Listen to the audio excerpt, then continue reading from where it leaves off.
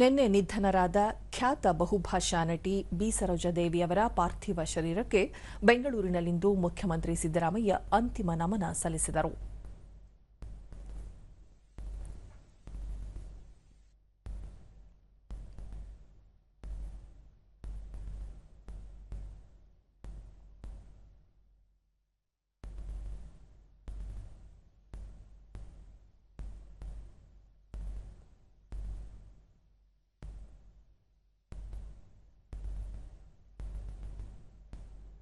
ಬಳಿಕ ಅವರು ಬಿ ಸರೋಜಾದೇವಿ ಅವರು ಪಂಚಭಾಷೆ ತಾರೆಯಾಗಿ ಕನ್ನಡ, ತಮಿಳು, ತೆಲುಗು, ಹಿಂದಿ ಭಾಷೆಗಳಲ್ಲಿ ವಿಭಿನ್ನ ಪಾತ್ರಗಳನ್ನು ಮಾಡಿದ ಅದ್ಭುತ ನಟಿ.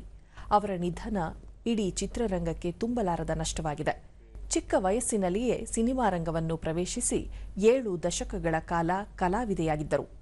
ಅಭಿನಯ ಸರಸ್ವತಿ ಎಂಬ ಬಿರುದು ಚಿಕ್ಕ ವಯಸ್ಸಿಗೆ ದೊರೆತಿತ್ತು. ಎಲ್ಲ ಭಾಷೆಯ ಹೆಸರಾಂತ ನಟರಾದ ಡಾ ರಾಜ್ಕುಮಾರ್, ಕಲ್ಯಾಣ್ ಕುಮಾರ್, ಉದಯ್ ಕುಮಾರ್, ದಿಲೀಪ್ ಕುಮಾರ್, ರಾಜೇಂದ್ರ ಕುಮಾರ್, ದೇವಾನಂದ್, ಎಂಜಿಆರ್, ಎನ್ಟಿಆರ್, ಶಿವಾಜಿ ಗಣೇಶನ್ ಅವರೊಂದಿಗೆ ಅನೇಕ ಚಿತ್ರಗಳಲ್ಲಿ ನಟಿಸಿದ್ದಾರೆ ಎಂದರು. ಬಿ ಸರೋಜಾದೇವಿಯವರ ಹೆಸರನ್ನು ಮಲ್ಲೇಶ್ವರದ ರಸ್ತೆಯೊಂದಕ್ಕೆ ಹೆಸರಿಡುವ ಕುರಿತು ಬಿಬಿಎಂಪಿಯೊಂದಿಗೆ ಚರ್ಚೆ ನಡೆಸಲಾಗುವುದು ಎಂದರು. ದಿಲೀಪ್ ಕುಮಾರ್, ದೇವಾನಂದ್, ದಿಲೀಪ್ ಕುಮಾರ್, ರಾಜೇಂದ್ರ ಕುಮಾರ್, ಎಂಜಿಆರ್, ಎನ್ಟಿಆರ್, ಶಿವಾಜಿ ಗಣೇಶನ್, ನಾಗೇಶ್ವರ ರಾವ್, ಆಮೇಲೆ ಕನ್ನಡದ ಮೇರು ನಟ ರಾಜ್ಕುಮಾರ್ ಅವ್ರ ಜೊತೆ ಕೂಡ ಅನೇಕ ಚಿತ್ರಗಳಲ್ಲಿ ನಟಿಸಿದ್ರು.